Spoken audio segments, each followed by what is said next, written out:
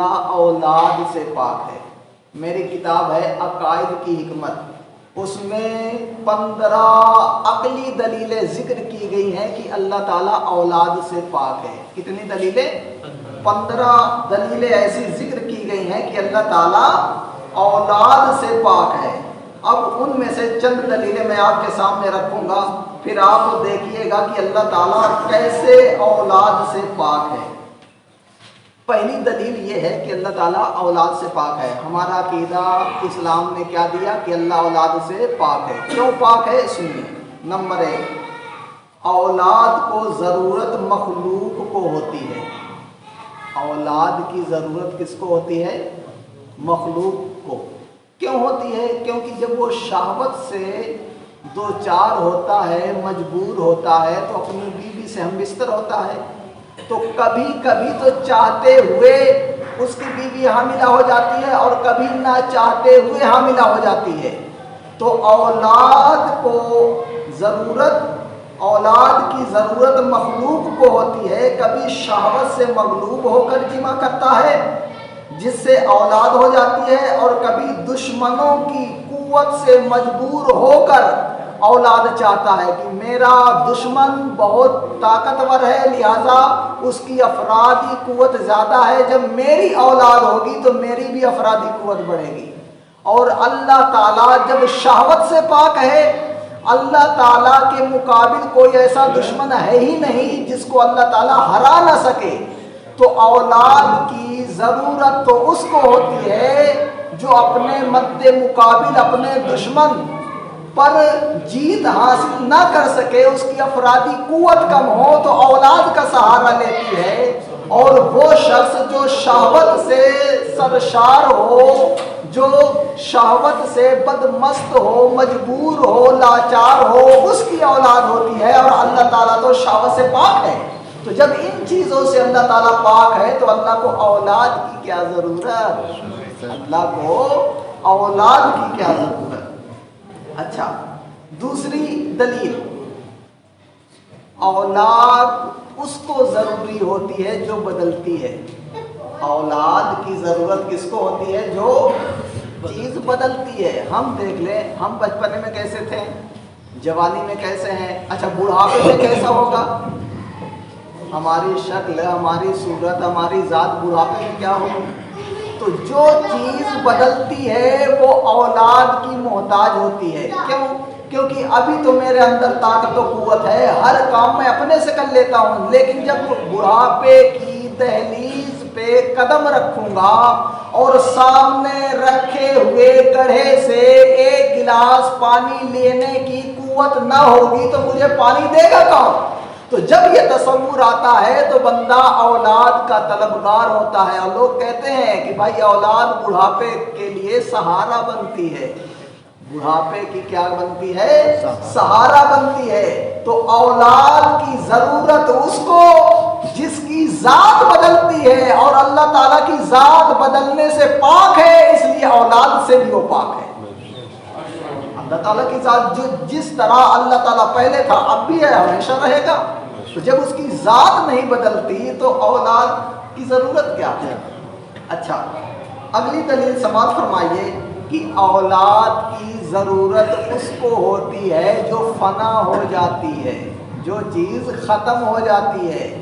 اولاد کی ضرورت ہمیں ہے کیونکہ ہم موت کا شکار ہو جاتے ہیں۔ جو بینک بیلنس، جو پراپرٹی وغیرہ ہم نے بنائی ہے، اگر ہماری اولاد نہ ہوگی تو کون قابض ہو جائے گا ہمارے مرنے کے بعد؟ دوسرا۔ اور بسا اوقات جو ہمارے مرنے کی تمنا کر رہا ہوتا ہے، ہمارا دشمن ہوتا ہے، وہی قابض ہو جاتا ہے۔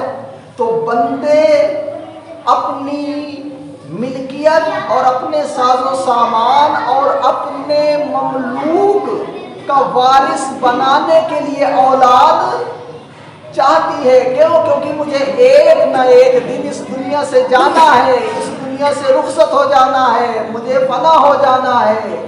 تو اگر اولاد نہ رہے گی تو میرا کاروبار آگے لے کر کون چلے گا؟ اگر اولاد نہیں رہے گی تو یہ گھر کون استعمال کرے گا؟ اگر اولاد نہیں رہے گی تو یہ میرا ساز و سامان اور زندگی भर तगो दो करने के बाद जो मैंने माल व असबाब जमा किया है उसको कौन इस्तेमाल करेगा? इस वजह से जो खत्म होने वाली चीज होती है उसको औलाद की जरूरत होती है, और हमारा रब खत्म होने से पाक है। हमारा रब अज़ल से है, अबद तक रहेगा और हमेशा रहेगा।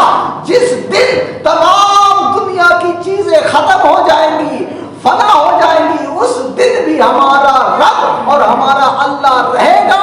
तो औलाद की जरूरत उसको जो खत्म हो, हमारा रब जब खत्म होने से पाक है तो उसको औलाद की क्या जरूरत है? तो अल्लाह को औलाद नहीं चाहिए। क्यों? क्योंकि औलाद की जरूरत उसको होती है जो खत्म होने वाली होती है।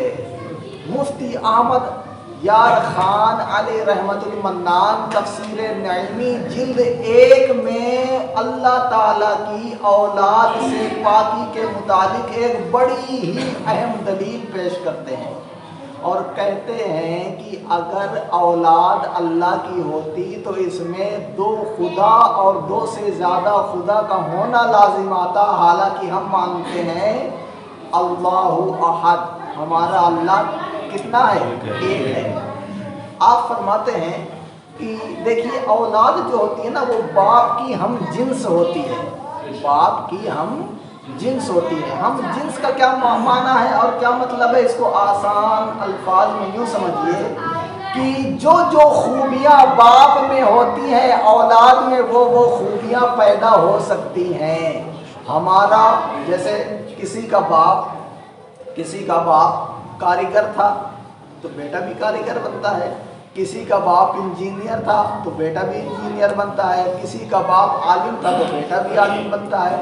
आप कहें कि साहब ऐसा भी तो होता है कि आलिम के घर में शैतान पैदा हो जाता है, शैतान के घर में आलिम पैदा हो जाता है, कि बाप गंवार जाहिल होता है बेटा आलिम हो जाता है, या बाप आलिम मुफ्ती होता है बेटा जाहिल हो जाता है।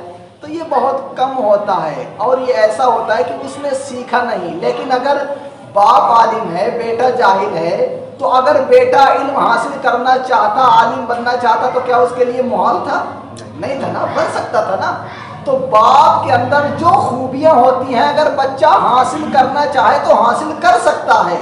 तो अगर रब का कोई बेटा होता और रब की कोई औलाद होती तो अल्लाह के अंदर जो जो सिफातें हैं उसके बेटे के अंदर भी वही वही होती। तो फिर अल्लाह ताला एक न रहता और अल्लाह 2 हो जाता। जब अल्लाह में जितनी कुव्वत है, जितनी ताकत है, जितनी सिफात है, वो तमाम की तमाम कुव्वत, वो तमाम की तमाम ताकत, वो तमाम की तमाम सिफात उसके बेटे में माज़अल्लाह होंगी, तो फिर क्या होगा? अल्लाह का कोई हमसर हो गया। हालांकि अल्लाह ताला फरमाता है कुल हुवल्लाहु अहद अल्लाहु समद लम यलिद वलम यूलद वलम यकुल लहू कुफुवन अहद। कुफुवन अहद, अल्लाह का कोई हमसर नहीं है, अल्लाह का कोई बराबर नहीं है। यहाँ तो बराबर आ गया, बेटा आ गया। तो लिहाजा अल्लाह का ये कलाम, अल्लाह का ये फरमाना गलत हो जाता। इस वजह से अल्लाह ताला क्या है? औलाद से पाक है।